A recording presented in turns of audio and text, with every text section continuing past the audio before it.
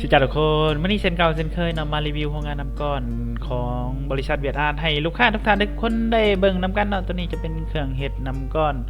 ขนาด12ต้นต่อมื้อเนาะเป็นน้ำก้อนกาแฟที่บ้านเฮาใช้กันอย่างหลวงหลายเนาะถ้าว่าท่านใดสนใจโรงงานน้ำก้อนบ่ว่าจะเป็นโรงงานน้ำดื่ม